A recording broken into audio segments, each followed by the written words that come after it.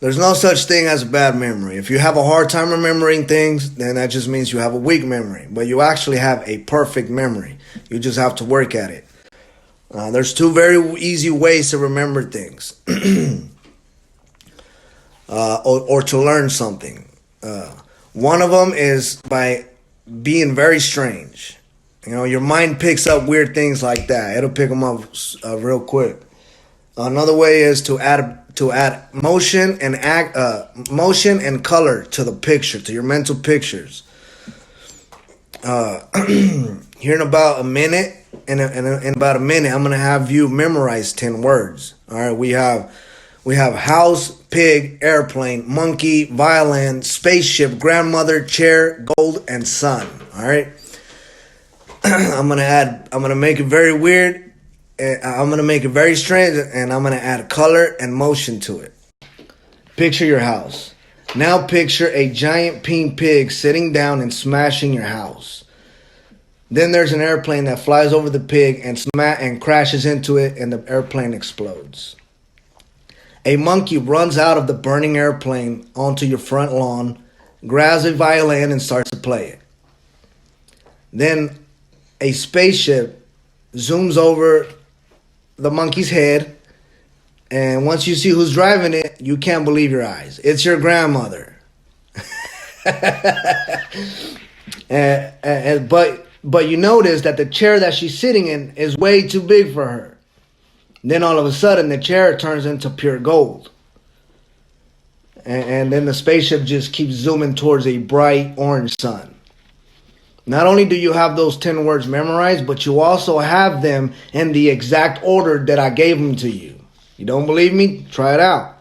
Now, most people don't know what's going on in their brain every time they learn something. And I think it's very important for you to know. Because just knowing that alone will give you a boost in confidence.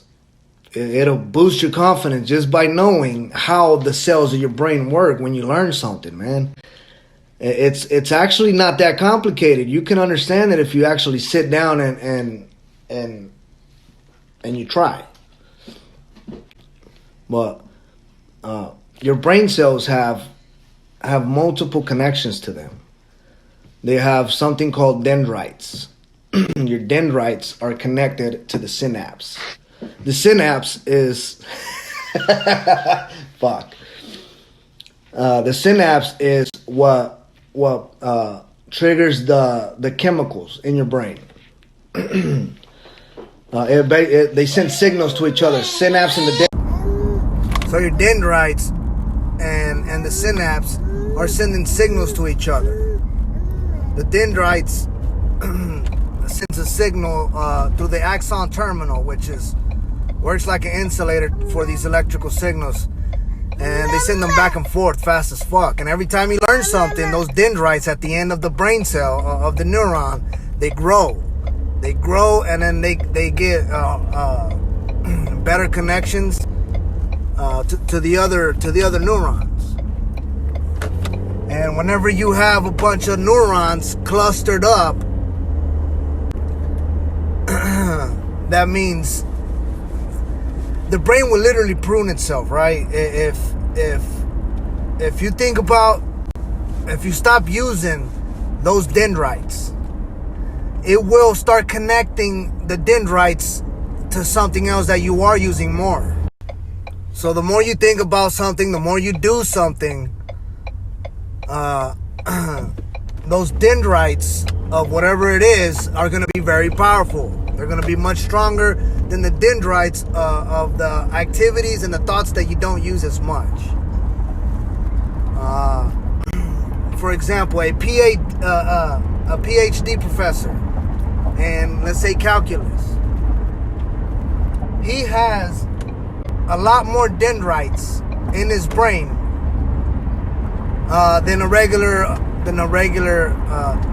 than just a student. So whenever you form these dendrites, they become neuron clusters, and you can see them firing off. Our technology is good enough now that we can actually see the activity in the brain while we think and while we move and do things. So a neuron firing off is the result of you having a thought. A neuron is a physical manifestation of an abstract thought. You see, this isn't just fucking go happy, lucky, fucking feel happy bullshit. Fucking be positive. Nah, there's a fucking scientific reason for this. It's scientifically proven that whatever you think about, you become, because the brain is the only organ that will literally shape and mold itself according to its outside circumstances, according to its experience, to the events. Oh, man. The brain will literally, that's called neuroplasticity. Look it up. Man, y'all motherfuckers ain't ready. So when I say build a vision of the life that you want, what you're actually doing is you are rewiring your brain. You are rewiring the dendrites of all of your cells, of all of your neurons, of your brain cells. You're rewiring them to think how you want to think. You're rewiring them. You're literally rewiring yourself. You're changing the structure of your brain by changing the way that you think. See, and most of y'all think that this is just some fucking magic bullshit. Nah, this is, every single thing that I talk about is scientifically proven. And I didn't make none of this shit up. I'm not fucking smart by knowing any of this, because I didn't figure none of that shit out. I didn't figure none of this shit out by myself. I learned this by studying people who are way fucking smarter than I am. And I just memorize what they fucking say. I mean, you gotta understand it. I mean, you can't just memorize it and not know what the fuck you're studying. You have to understand it. You have to study, and then you have to understand before you can apply. Study, understand, apply. Because I rolled around with this information in my head for a long time, and when I wasn't applying it. And I thought I was, but I wasn't. And you have to apply. That's the most important part. You have to understand and then apply. But I didn't make none of this shit up. I just memorized it from real smart motherfuckers. I remember that I used to be stupid as fuck. I used to just try to make people laugh. So I would act like I was stupid. I was always a straight A student. School to me wasn't shit. School bored the fuck out of me. I aced every single one of my fucking classes. Up until the point where I stopped studying and I started doing drugs and started gangbanging. But up until that point, I was always a straight A student. But I would act like I was stupid. And I was fucking stupid. I was retarded as fuck. And one day I snapped out of it and I said, man, what the fuck am I doing? I was like, I got the infinite intelligence in the palm of my hand. I can literally learn anything that I want. That was right when the iPhone came out. When you were able to search the internet with the device in the palm of your hand. When that first started coming out. And I realized that I literally had infinite intelligence in the palm of my hand. I could look up anything I wanted. I could learn anything that I want. I started learning my Roman numerals. I started learning about the history of mankind. I started learning about the history of every country, how they became who they are today. I started searching everything, man. I mean, literally everything and anything that you can look up about life and how we got here and stuff like that. I was looking up. Ever since then, it hasn't fucking stopped. I never fucking stopped. My fucking learning just fucking took off and it never stopped. You have infinite intelligence in the palm of your hand, but you use it to look up videos of cats, to look up videos of violence. You use it to to look up horrible videos of things that happen to kids, of shootings, of you do it to talk shit to random strangers on the internet that you're never gonna face. I mean, people use that device and literally destroy their lives with it.